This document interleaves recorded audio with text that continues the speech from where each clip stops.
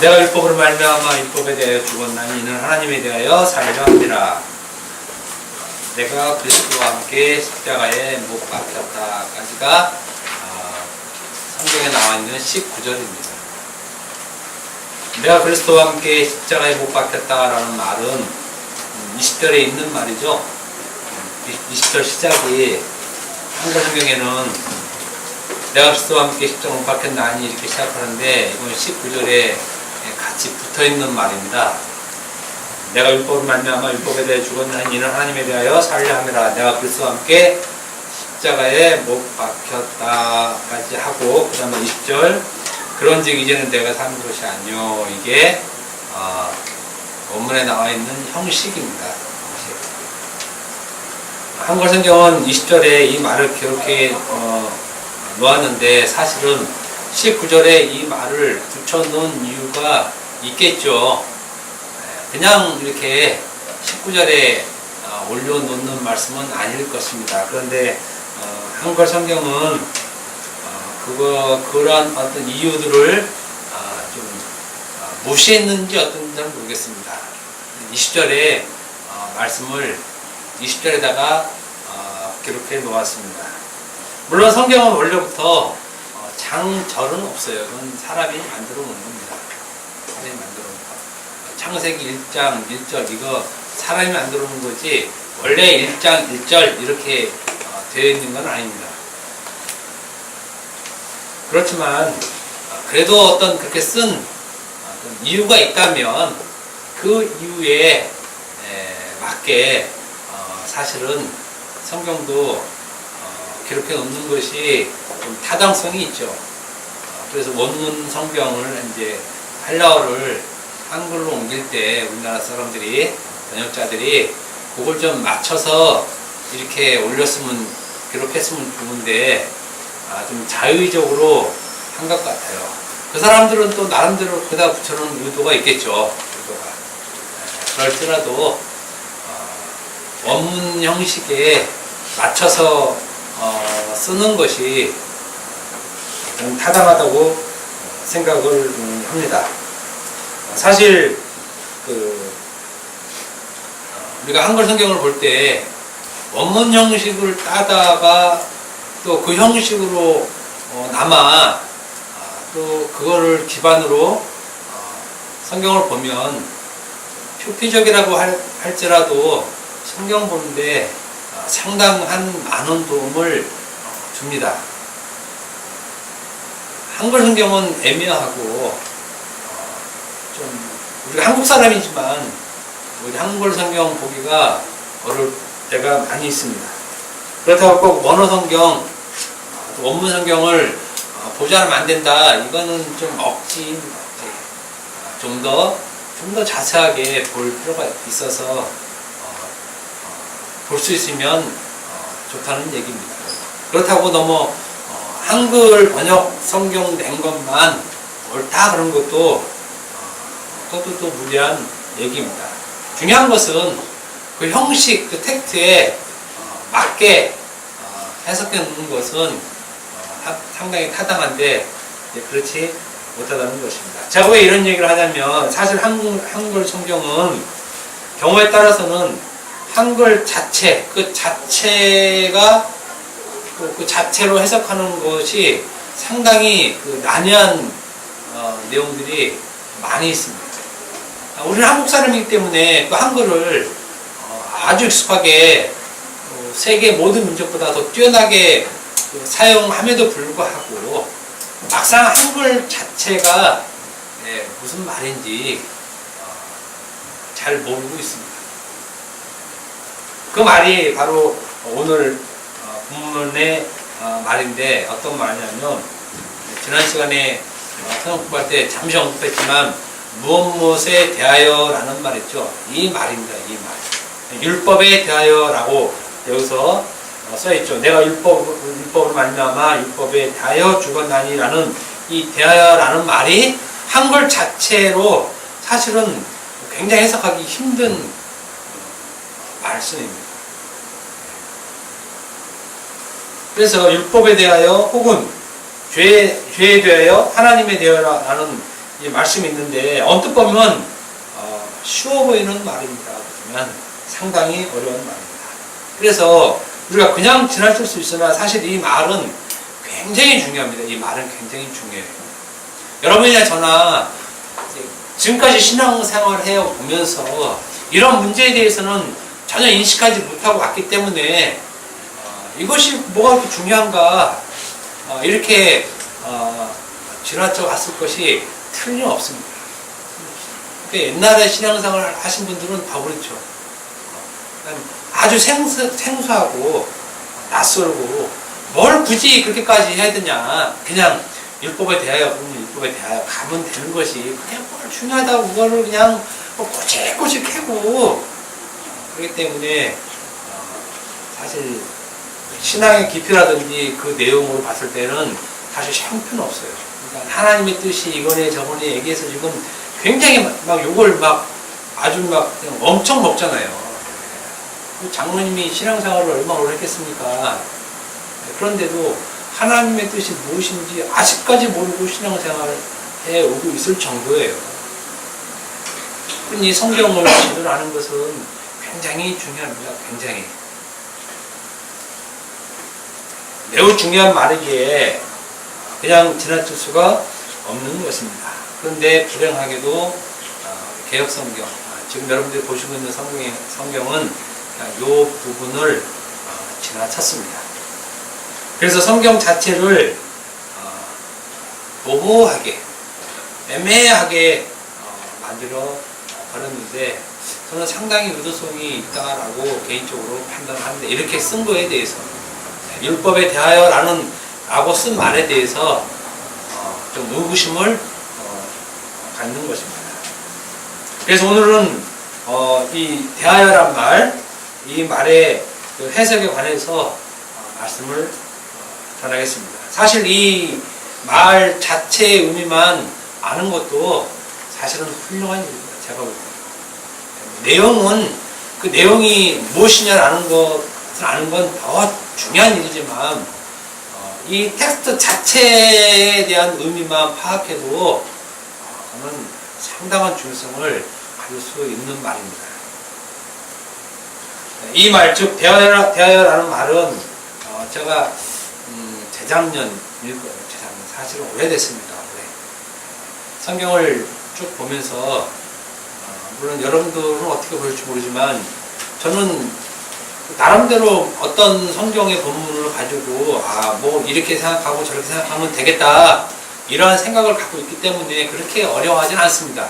물론 어려운 본문들은 이제 모르니까 다른 것을 막 자꾸 막 이러는데, 이 대하여라는 이 말은 너무나 이게 감이 안 오는 거예요, 느낌이. 아무리 생각해도, 그래서 제가 유명한, 마을 목사님 기타, 그래서 우리 컴퓨터 클릭하면 이렇게 그 부분만 나오는 거 있잖아요. 색칠해갖고. 아무리 봐도 도대체 이 대하여란 말을 이렇게 써놓지를 않았어요. 아예 써놓지를 않았더라고요. 그냥 이렇게 얘기하고 넘어가고. 그래서 제가 여기에 쓰여있는 부분들만 또 제가 다 찾아봤는데, 결국은 못 찾았습니다. 그래서, 이건 굉장히 어려운 것 같구나. 물론 제 생각입니다. 다른 사람은 쉽게 넘어갈 수 있다는 목사님들은. 근데 제가 볼 때는, 이거는 어려워서 목사님들이 이거는 그냥 넘어갔나 보구나. 라고 생각하고, 그럼 나는 뭐 내까지 게 이걸 뭘 고민하냐. 넘어가자. 그래서 제가 대장님부터 성경을 보면서 이 부분 있으면 그냥 아무 생각 없이 그냥 넘어가고, 때로는 설교할 때, 율법에 대하여, 죄에 대하여, 이렇게 막 했지만 정확한 의미는 제가 모르고 넘어갔습니다. 물론 여러분들 중에 아시는 분이 있어서 무슨 목사가 저런 쉬운 말을 어렵게 하나라고 할 수 있지만 아무튼 제가 볼 때는 그렇다는 것입니다. 저번 주에 우리가 오후에 성경할 때 한번 제가 물어봤잖아요. 다양한 얘기 나오죠. 여러분들에게 지금 마찬가지로 종이 한 장 주고 여기에 대해서 쓰시오 그러면 각기 다른 말들을 쓸 것입니다. 그냥 그만큼 우리가 애매한 말들을 그냥 아는 척만 하고 써왔다는 것입니다. 그리고 예수 믿네, 뭐 신앙생활 좀 하네 그러고 있는데 제가 볼 때는 거짓일 경우가 틀림없습니다. 그래서 이번에도 설교 준비할 때 너무 골치 아프고 막 이래서 이거 갖고 막 이게 머릿속 자체가 좀 그러더라고요. 그래서 대충 이제 어떤 목사님 이거 좀 설계해 놓으면 대충 인용해서 이렇게 좀 하고 싶었는데 불행인지 다행인지 그렇게 하신 목사님도 없어서 그러면 어쩔 수 없이 이제 오늘 본문 돼 있잖아요. 이거 그냥 넘어갈 수 없잖아요. 이거를 어떻게 해서든 해결을 한번 해보고 가야 되기 때문에 제가 그냥 한번 좀 부딪혀 보자 라고 한 것입니다. 오늘 본문과 비슷한 말이 로마서 6장 2절에도 있습니다. 이따 이제 성경 공부 본문을 한 6개 살릴 건데 로마서 6장 2절 보면 그럴 수 없느니라 죄에 대하여 죽은 우리가 어찌 그 가운데 더 살려 아주 어려운 말 나와 있습니다. 한글로 읽기에는 쉽죠. 그럴 수 없느니라 죄에 대하여 죽은 우리가 어찌 그 가운데 살려 그러니까 살 수 없다 이렇게 나오는 건 말이거든요. 어찌 죄 가운데 살려 죄에 대하여 죽은 우리가 그래서 그 가운데 더 살려 살 수 없다 이런 결론으로 내리고 보통 이걸 보잖아요. 그래서 여기도 죄에 대하여라는 말이 나옵니다. 율법에 대하여와 같은 표현으로 쓰고 있습니다. 율법에 대하여, 죄에 대하여. 많이 들어봤죠? 의에 대하여 그런 말. 그래서 전에 이런 말 많이 하잖아요. 성령께서 오시는데 죄에 대하여, 의에 대하여, 심판에 대하여 하신다. 여러분도 솔직히 이 말 무슨 말인지 모르잖아요. 말은 멋있어. 성령이 오시면 죄에 대하여, 의에 대하여, 심판에 대하여 심판하신다. 심판에 대해 심판한다는 말도 말해서 안 맞잖아요. 말 어려운 말입니다. 어려운 말이에요. 그냥 우리가 쉽게 할 수 있는 말이에요. 그래서 갈라디아서 2장 19절 본문 말씀과 같은 표현을 다른 형태로 사실은 쓰고 있거든요. 둘 다 죄에 대하여, 율법에 대하여 내가 죽었다, 우리가 죽었다라고 얘기를 합니다. 분명한 건 율법에 대하여도 죽고 죄에 대해도 죽었다는 이런 말을 쓰고 있습니다. 우리는 이러한 말에 대해서 단순히 읽고 해석을 합니다. 나는 율법에 대하여 죽었다. 여러분들은 율법에 대하여 죽은 자입니다. 그러면 내가 율법에 대하여 죽었구나 이렇게 생각하죠. 아주 이제 뭐 어려운 문제 아닙니다. 또 우리는 죄에 대하여 죽은 자입니다. 그러면 여러분들은 나는 죄에 대하여 죽은 자구나. 그런데 이거를 설명하라 그러면 굉장히 힘들어라는 것입니다. 율법에 대하여 죽은 자, 죄에 대하여 죽은 자라는 그 말은 우리가 듣는 말을 얘기하라고 하면 저도 마찬가지고 여러분도 마찬가지고 이제부터 힘들어한다는 것입니다. 힘들어하는 것이에요. 한번 여러분들이 집에 가서 한번 해보세요. 그래서 분명한 사실은 율법에 대하여 죄에 대하여라는 이 말이 무슨 말인지 사람들이 잘 모르고 그냥 아는 척만 하는 게 여러분들 상태라는 것입니다. 그건 마찬가지고 그냥 아는 척만 하고 있는 것입니다. 제가 볼 때 아마 100교회, 1000교회, 만교회 다 비슷할 거예요. 이 말을 가장 보편적으로 우리가 알고 사용하고 있는 의미를 어떻게 사용하냐면 나는 율법에 대하여 죽은 자다. 뭐 또 똑같아요. 달리 표현할 방법이 이렇게 많이는 없어요. 나는 율법 앞에서 죽은 자. 이런 표현을 율법에 대하여라는 의미로 쓰고 있습니다. 그러니까 율법에 대하여라는 말을 율법 앞에 나는 그 앞에서 죽은 자 요것이 가장 일반적이고 좀 보편적인 그런 해석으로 우리가 사용하는 말입니다. 대상과 관계되어서 있는 상태 이게 이제 국어적 표현이에요. 그래서 제가 국어사전까지 한번 다 찾아봤습니다. 대하여라는 말이 무슨 뜻인가. 근데 대자가 상대할 때 그 대자잖아요. 상대. 그러니까 상대를 놓고 그 상대와 관계된 상태에 쓰는 말이 대하여. 그러니까는 율법에 대하여 그러면 율법을 상대로 그 율법과 관계에서 나는 죽었나니 이렇게 사용하는 것이 가장 일반적이고 보편적으로 대하여라는 말을 할 때 그렇게 쓴다는 말입니다.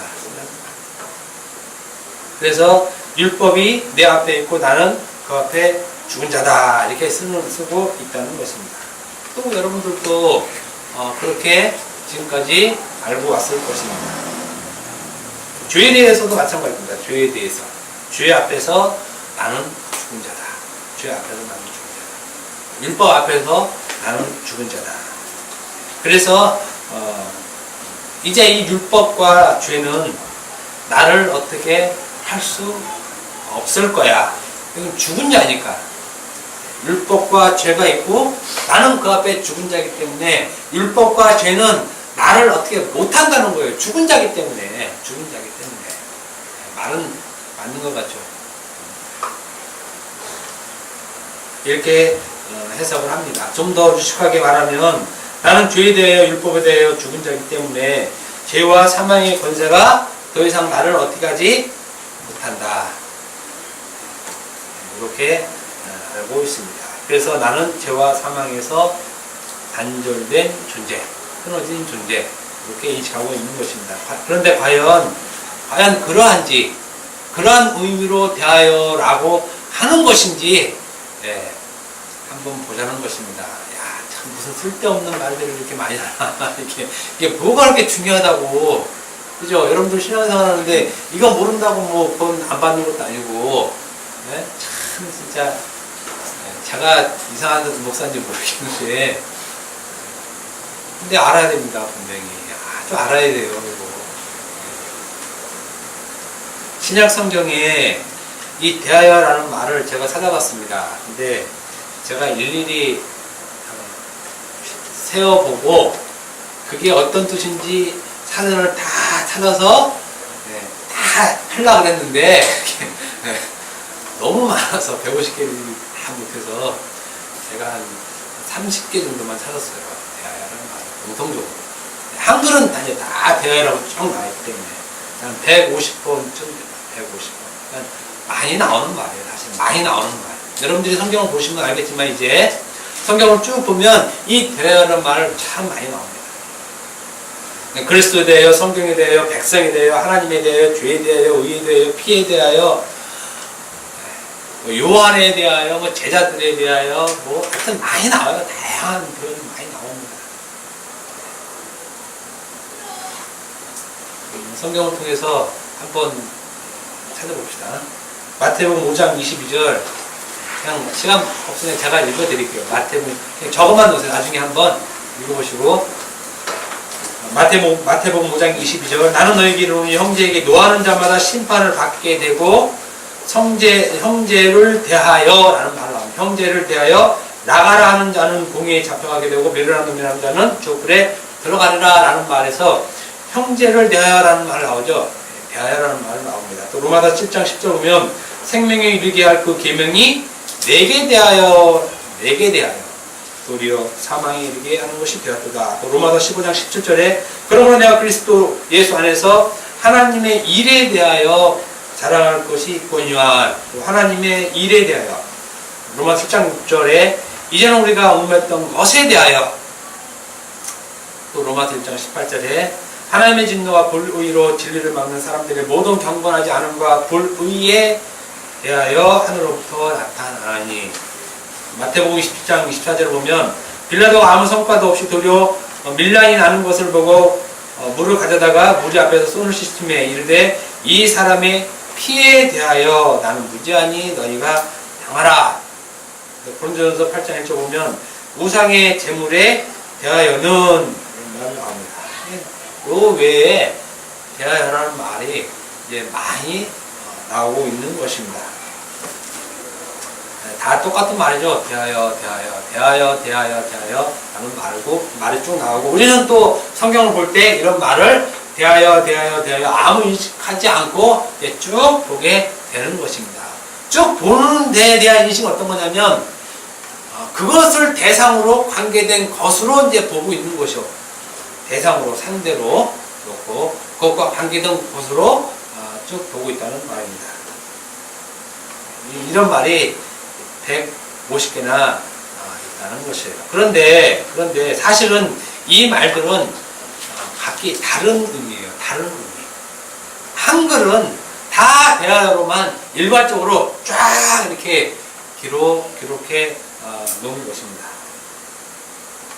거의 이제 무시한 거죠. 어떤 표현들을 무시하고 그냥 일괄적으로 획일적으로 그냥 대하여로 거의 다 통일시켜 놓은 것입니다. 그래서 표현이 아주 애매하다는 것입니다. 그런데 이것은 각기 다른 의미를 가지고 있는 말들이라는 겁니다. 우리는 똑같이 읽었지만 사실은 뜯어보면 다 다른 말이라는 것이에요. 그래서 제가 그거를 잠깐 말씀드리면 마태복음 5장 22절에 보면 형제를 대하여라는 게 있죠. 형제를 대하여. 이 대하여라는 말은 없는 말이에요. 없는 말. 형제를 나가라 하는 자는 이렇게 얘기하면 돼요. 대하라는 말 없어요. 그냥 아예 그런 단어 자체가 없는 말이에요. 없는 말. 있는 것을 번역해 놓은 것이 아니라 단어 자체가 그냥 없는 말이에요. 그다음 로마서 7장 10절에 내게 대하여라는 말 있죠. 생명에 이르게 할 그 계명이 내게 대하여. 이 말은 이것도 대하여라는 말 없는 말이에요. 나에게 간단해요. 나에게 생명에 이르게 할 그 계명이 나에게 도리어 사망에 이르게 하는 것이 되었다. 그냥 이거예요. 대하여라는 말 없어요. 로마서 15장 10절 보면 하나님의 일에 대하여라는 말이 있는데 이건 하나님의 일을 향하여 이 뜻이에요. 하나님의 일을 향하여. 대하여라는 말 없어요. 로마서 7장 6절 얽매였던 것에 대하여라는 말도 나오죠. 이 얽매였던 것에 대하여도 얽매였던 것 안에서 단어를 지금 이렇게 쓰고 있는 것이에요. 단어를 대하여라는 말은 없고 그 다음에 로마서 1장 18절에 보면 불의에 대하여도 마찬가지예요. 불의의 위에 불의 위에 위에라는 뜻이고 또 피에 대하여라는 말이 있습니다. 이거는 무엇으로부터 사람의 피로부터 나는 무지하니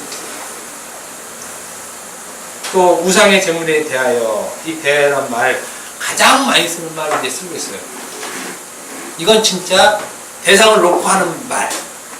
그러니까 성경에서 사실 제일 많이 쓰는 말이 대하여라는 말인데 그 중에 표현들이 다 다르게 쓰는 말들이 있다는 것입니다. 대하여로 정말 쓰는 말이 있고 그렇게 쓰지 않는 말.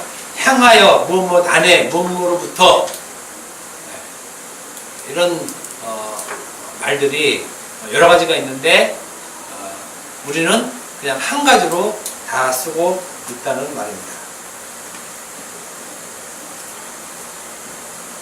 그렇게 우리가 대하를 일방적으로 쓰면 모든 성경의 말을 다 대상과 관계된 것으로만 해석하고 또 그렇게 볼 수밖에 없는 것입니다. 그러니까 내일하는 대상 앞에 그와 관계된 것으로 그 의미를 가지고 이렇게 계속 해석해 나가야 하는 그러한 모습점을 갖고 있다는 것입니다. 그런데 그럴 수는 없다는 것이죠. 왜냐하면 그 쓰임이 다르기 때문에 그렇습니다. 쓰임이 다르기 때문에 어떤 것은 안에 향하여 무로부터 위로 못에 대하여 관하여 각기 다 다른 전치사들을 다 갖고 있어요. 이 말들 안에 전치사를 다 갖고 있어요. 뭐 영어로 얘기하면 to, for, from, of, on, in, about 이런 것을 다 갖고 있다는 겁니다. 명사 앞에 다 갖고 있다는 얘기예요. 그런데 한글 성경은 이것을 다 대하여라고 그냥 이렇게 해놓았다는 것입니다.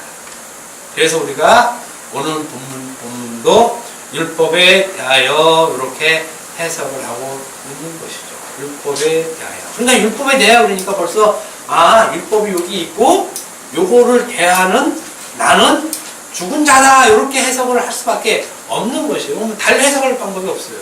달리 해석할 방법. 그래서 오늘 본문은 어떠한가 한번 보자는 것입니다. 내가 율법으로 말미암아 율법에 대하여 죽었나니 이는 하나님에 대하여 살려 함이라. 하나님에 대하여 살려 함이라. 그러니까 말이 어렵다니까요. 하나님에 대하여 살려야 한다는 말이 어려워요.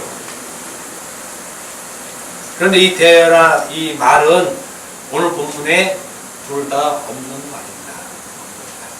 그러니까 사실은 요 두 개를 그냥 지우고 해석하면 내용이 뚜렷합니다. 그냥 지우고만 해볼게요. 내가 율법을 말미암아 율법에 죽었나니 이는 하나님의 살려 하리라. 그러면 좀 더 나아요. 좀 더 나아요. 그런데 또 아주 극단적 이 성경 보호수를 주장하는 사람은 어떻게 1.1도 틀림이 없는 성경 말씀을 할 수 있느냐 이렇게. 이 사람들이 성경을 그렇게 없는 말을 넣어놨다니까요. 그러니까는 원래 없는 말을 넣어놓고 그런 말을 해요. 성경을 함부로 얘기한다고. 없는 걸 넣어놓고 그렇게 얘기를 하고 있어요. 율법이라는 그 말 앞에 어떠한 전치사도 없는 말이에요. 없는 말. 전치사가 없어요. 전혀. 다만 율법이라는 이 말을 역격으로 쓰고 있는데 역격. 이 말은 무슨 말이냐면 누구누구에게라는 말이 율법이라는 말 자체에 붙어있는 말이에요. 율법 자체. 영어는 목적어 쓰면은 뭐 또 표현 있잖아요. 근데 요 헬라어는 그 말 자체에 그냥 목적어도 쓰고 또 주어도 쓰고 이런단 말입니다. 근데 여기는 역격으로 쓰여 있는데 이게 중요한 표현입니다. 이 역격은 누구누구에게라는 표현이에요. 누구누구에게. 내가 너에게, 내가 당신에게, 하나님이 우리에게 했을 때 이 말을 쓴단 말이에요. 이 말이 율법에 있다. 율법 그 자체. 그래서 율법에게가 돼요. 그냥 율법에게. 이런 말 자체는 아예 없고 그냥 없어요. 그래서 무엇에 대하여, 즉 율법에 대하여라는 이 말은 단지 그를 매끄럽게 하려고 성경 번역자들이 붙여놓은 말이에요. 부드럽게 하려고 기름칠 해놓은 겁니다. 기름칠. 그래서 율법으로 말미암아 됐죠. 율법으로 말미암아 율법에 죽었나니 이 말도 율법을 통해서 율법에게 죽었나니. 성경에서 말미암아로 된 말들은 거의 다 통해서로 읽으면 거의 다 가요. 하나님으로 말미암아 이것도 하나님을 통해서 이렇게 성경 번역자들이 글을 매끄럽게 하려고 무엇에 대하여라고 얘기를 했던 것입니다. 그러니까 제가 볼 때는 분명히 이게 누구누구에게 해야 맞는 말인데 이 사람들이 그걸 모르지는 않을 거라는 생각입니다. 모르지는 않을 거예요. 왜냐하면 성경 이 집필자들이 한두 사람도 아니고 이 사람들도 교단에서 그냥 쫙 모인 사람들 이거 다 되면 이것을 다 한번 하면 또 유명한 신학자나 교수를 통해서 같이 이거를 검증을 받고 이러거든요. 이 사람들이. 그렇기 때문에 성경 번역서를 한번 내는 건 굉장히 중요한 일이고 힘든 작업이에요. 왜 그러면 여러 교단 사람들 여러 가지 사고들을 다 자기들끼리 토의를 많이 하니까. 그럼에도 불구하고 대여로 이렇게 확정되어 나왔다는데 저는 이 사람들이 다른 의도를 갖고 있다고 생각하는 것입니다.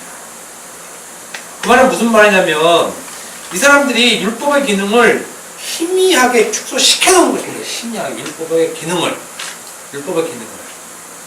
사실은 이 말은 율법에 대하여 이 대하라는 말을 안 쓰는 것이 오히려 더 좋았어요. 오히려 안 쓰는 것이.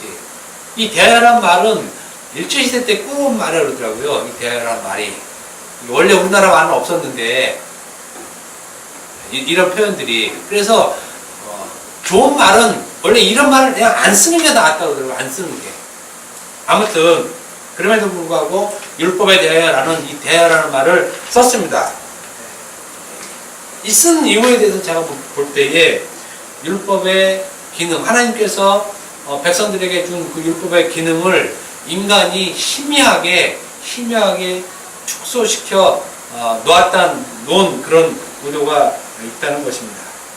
율법에 대하여 이 말을 희미하게 만들어 놓고 인간을 그냥 율법 앞에서 죽은 자로 알게 해 놨다는 것이에요. 알게 놨다는 것. 율법에게 죽은 자로 놓은 것이 아니라 율법 앞에 죽은 자로 기술하게 만들어 놨다는 거죠.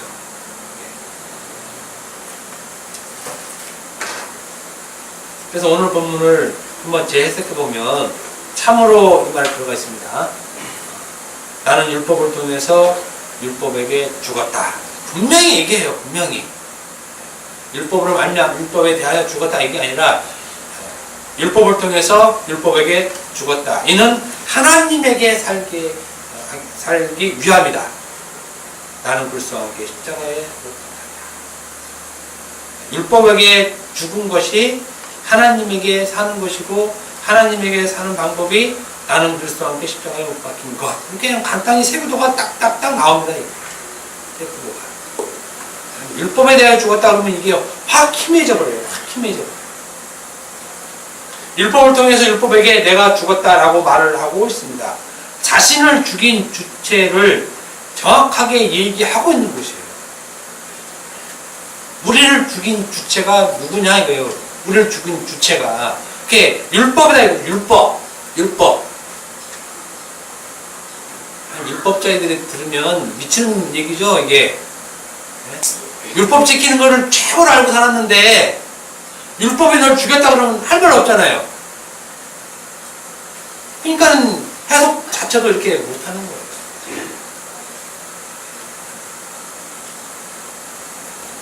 그래서 사도 바울은 여러 전치사를 쓰지 않는 것입니다. 혼돈될까봐. 제가 볼 땐 그렇습니다. 다른 데 많이 써요.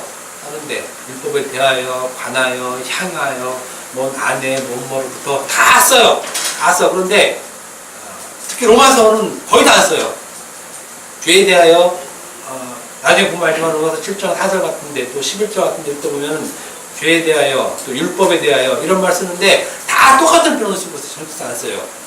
그냥 역격으로 율법에게, 죄에게, 하나님에게 이렇게 딱딱딱딱 이렇게 명확하게 씁니다. 아주 읽는 사람이 이렇게 혼란스럽지 않게.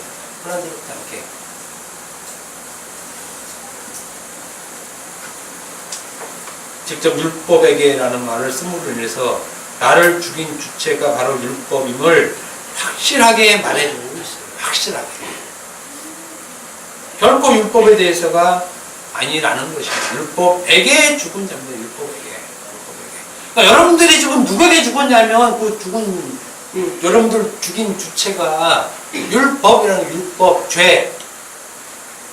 그러니까 죄에 대해 죽은 것과 죄에게 죽은 것과는 다르잖아요.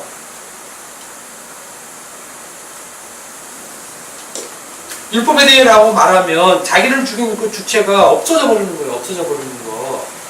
그러니까 오늘 성경도 내가 율법에 대해 죽었나니 자기가 죽었나니라고 얘기는 했지만 누구에게 죽은 게 없잖아요. 누구에게. 그럼 여러분들에게 한번 물어보면 돼요. 제가 여러분들은 누구에게 죽었습니까? 라고 물어보면 그 말을 못한다니까요. 그 말을 못하게 해놨어요. 못하게.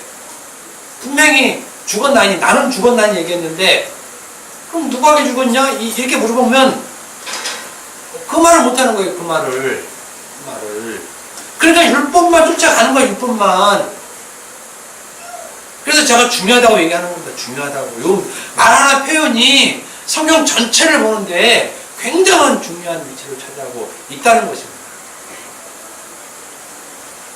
더 심하게 죄에게 죽었다. 죄에게 죽었다. 그래서 죄에게 죽었나니 율법에게 죽었나니 같이 쓰고 있는 것이에요. 같은 말이니 같은 말. 그럼 우리가 죄에도 죽고 율법에도 죽고 두 번 죽습니까? 한 번 죽으면 되지. 뭘 앞으로 죽으라도 얼마 안 남았는데 여기에 죽고 저기에 죽고 뭐 죄와 허물로도 죽고 다 똑같은 말은 똑같은 성경의 일관성이 있잖아요. 즉 나는 죽었다고 했는데 자신을 죽인 그 주체는 모른다는 말이 되는 것입니다. 죽긴 죽은 것 같은데 누가 나를 죽였는지 모릅니다. 이런 황당하고 미련스러운 대답을 할 수밖에 없는 것입니다. 그래서 우리에게 너는 누구에게 죽었냐? 라고 물으면 대답할 수 없는 구조가 지금 성경을 보면 그렇게 된다는 것입니다. 누구한테 죽었는지도 모르면서 나는 죽었다고 말하면 상당히 무슨 상황이 발생됩니다. 오늘 아침에 휴재에게 그런 말 했습니다. 휴재 엄마 아빠는 생각을 해야 될 텐데 휴재가 분명히 물어볼 건데 예수 믿냐? 믿어요. 뭘 믿냐? 예수님 십자가에 돌아가신 거. 예수님이 왜 돌아가셨냐? 내 죄 때문에. 네 죄가 뭐냐? 모르겠는데.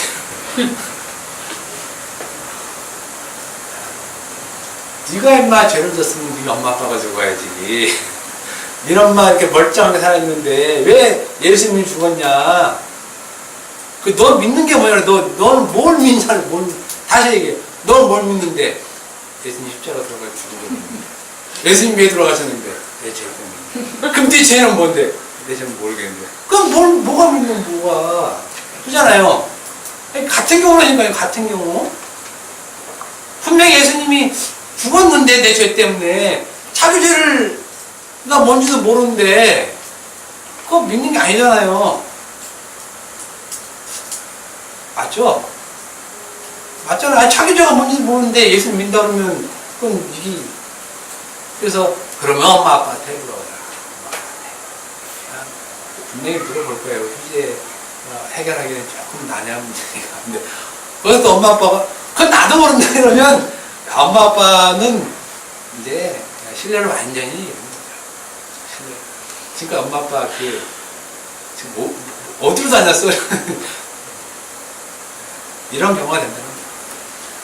나는 죽었다고 얘기했는데 바울은 그잖아요. 또 우리도 마찬가지고. 그런데 뭐에 죽었냐고 그러면 그 대상을 모르면 이게 안 되는 거예요. 이게 안 되는 거 말 자체가. 이게 아주 심각한 일이라는 것입니다. 그래서 에베소서 2장 1절에 죄와 허물로 죽었던 너희를 살리셨도다라는 말씀도 죄와 허물들에게 죽었던 너희를 살리셨도다로 해야 된다는 거예요. 그 말 정확히 맞고 성경의 표현이 죄와 허물에게 죽은 거예요. 죄와 허물에게. 죄와 허물로 죽은 게 아니라 죄와 허물로 그러면 내 죄와 허물이잖아요. 내 죄와 내 허물. 그러니까 내 허물을 내가 꾸집어내서 하나님께 갖고 간다는 얘기예요. 내가. 내 죄와 내 허물. 그러니까 회개하라 그러면 하나님 제가 뭐 이거하고 막 이렇게 이제 자기의 죄와 허물을 끊어내잖아요. 이거 발표는. 그게 아니라 죄와 허물에게 죽었다니까요. 우리가. 이해하시죠? 그러니까 죄와 허물로라는 말과 죄와 허물에게라는 말이 다르다는 거예요. 다르다는 거. 그 의미가 요 말하는 한 끗 차이가. 그래서 사실은 설교관들이 이 필사할 때 얼마나 아주 그냥 손을 발발발 떨면서 했을 거예요. 요거 점 하나만 이렇게 휙 하면 요게 막 의미가 다르니까. 그러니까 이 사람들이 아니 설교관들이 진짜로 훌륭한 사람들이 사실은 그 성경 하나 쓰는 것도 정말 아주 고지고대로 이 1.1획도 틀리지 않게 하려고.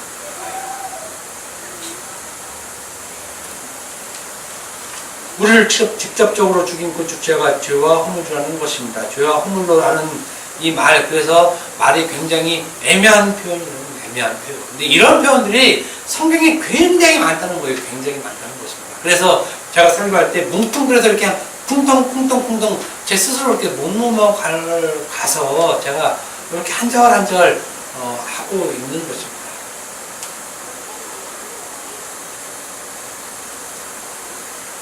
죄와 허물이 전에 율법이라고 제가 말씀드렸습니다. 그래서 율법에게 죽었던 너희를 살리셨도다. 이 말하면 그렇구나. 이게 딱 의미가 되거든요.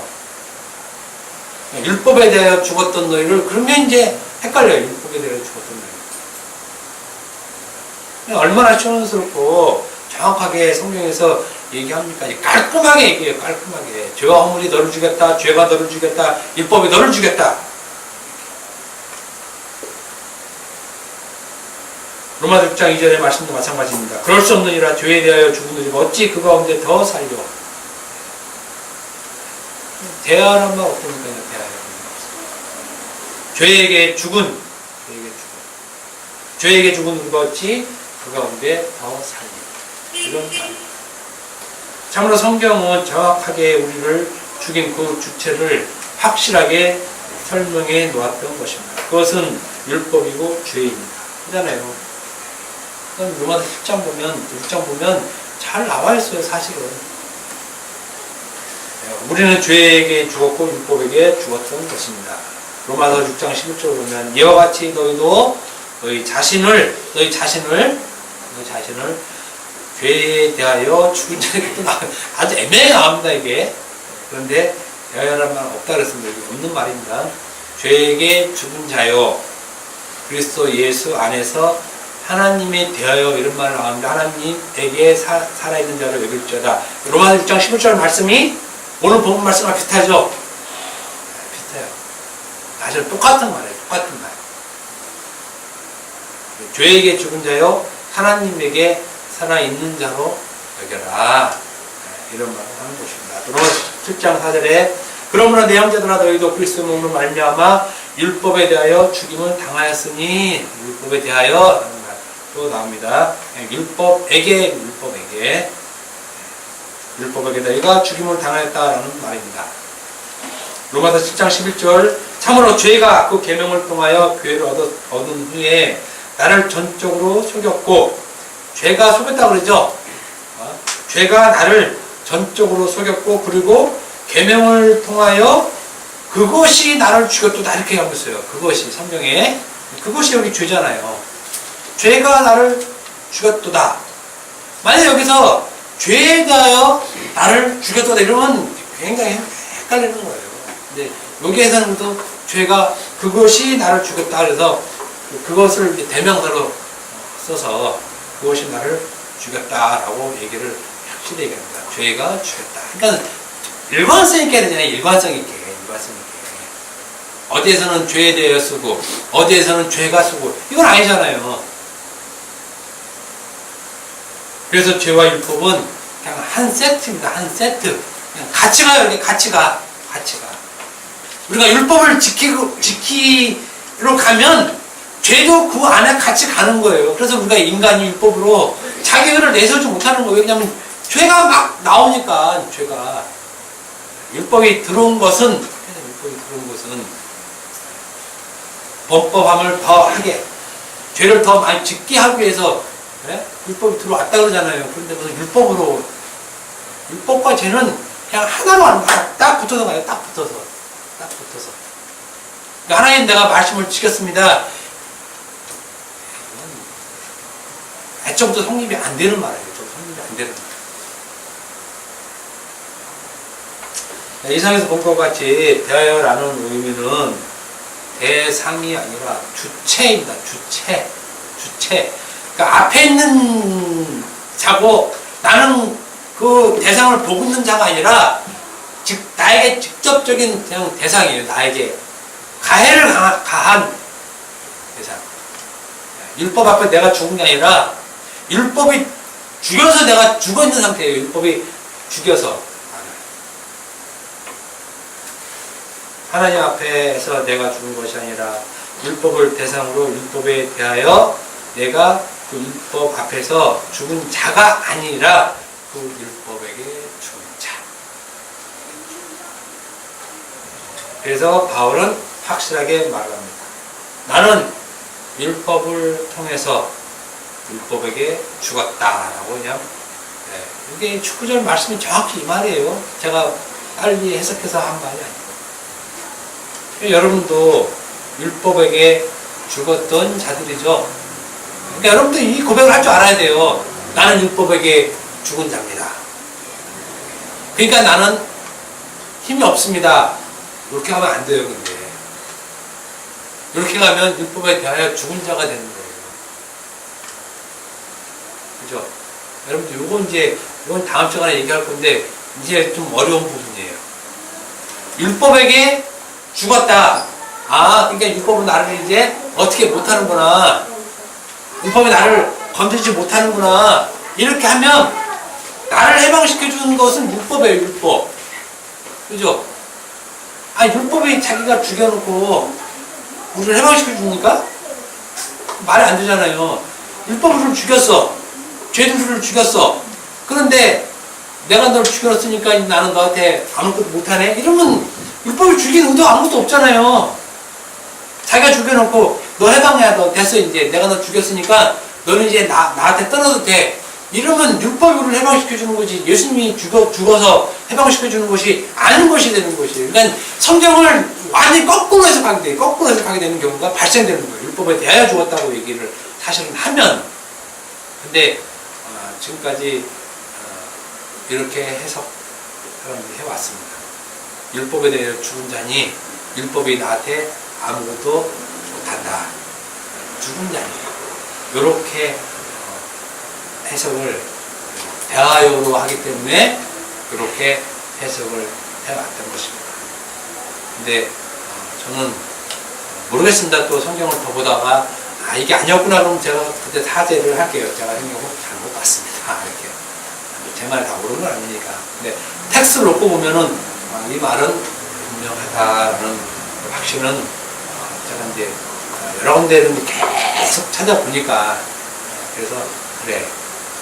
그건 분명하잖아요. 율법에게 죽고 죄에게 죽고.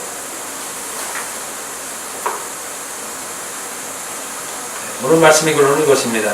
우리는 율법에게 죽은 자. 이 율법에게 죽었다는 이 사실은 우리가 떠나보낼 수 없는 절대 잊어버리면 안 되는 그런 말인 것입니다. 근데 이 말이 사실은 다른 교인들에겐 낯선 말이죠. 낯선. 율법은 지켜야 되는 걸로 알고 있는데 그 율법에 내가 죽었다? 그럼 그거는 이해하기 굉장히 힘든 경우라는 것입니다. 그런데 지금까지 교회 문 들어서자마자 들었던 말은 다 이런 식으로 들었기 때문에 우리가 신앙생활을 애초부터 발을 잘못 들이고 시작을 한 것입니다. 다음 시간에 그러면 율법에게 죽은 것이 뭘 보고 율법에게 죽었다고 하느냐, 그 상태에 대해서 할 수만 있으면 하겠습니다. 근데 제가 또 준비를 해놨는데 한번 더 검토해보고 과연 그런가 한번 봐서 다음 시간에 계속 말씀을 전하겠습니다. 기도하겠습니다.